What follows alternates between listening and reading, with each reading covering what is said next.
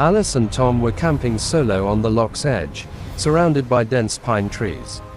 It was a remote spot, utterly cut off from any mobile signal, and it was rumored to have been the site of ancient sacrifices in times long past. At 2 o'clock in the morning, they were woken by a strange sound, the very slow, mournful blare of a foghorn, seemingly coming from the middle of the loch. "That's not a boat," Alice whispered, clutching Tom's arm.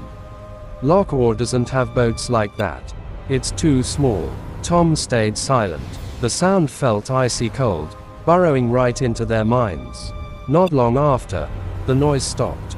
The silence returned, but this time, it was accompanied by a new sound, the splash of water, very close by. Tom switched on his torch and aimed it towards the loch. At the water's edge, a thin mist was creeping, and there, they saw her. A figure of a woman in a shabby white gown stood knee-deep in the water. Her hair was long, soaking wet, and completely covered her face. She didn't move, simply stood there, utterly still. "Oi, we're camping here," shouted Tom, trying to mask his fear. The woman slowly raised her hand. Her fingers appeared long and gaunt, their tips blackened like charcoal. She pointed towards their tent. As Tom and Alice froze, the woman began to move, not walking, but gliding across the water towards them. Her speed was unnatural. In a panic, they tried to scramble out of the tent. However, before Tom could manage to open the zip, he felt something clamp down on his back from behind the canvas. It wasn't blunt. It felt like a long, sharp claw tearing through the thick fabric. Tom screamed. Alice spun around and caught a flash of black shadow outside the tent, but when she looked inside, she saw the true horror.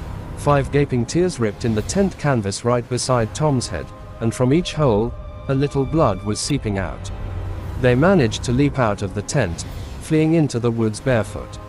When they glanced back, they saw their tent was collapsed, and standing over it was the white woman from the loch. She was no longer looking at them, but was savagely clawing at the tent with her hands, as if searching for something inside it. As the woman tore at the last remnants of the canvas, Alice saw what she was looking for, the small journal Tom used to log their trip. The woman held the book, and for the first time, she tilted her head, as if reading it.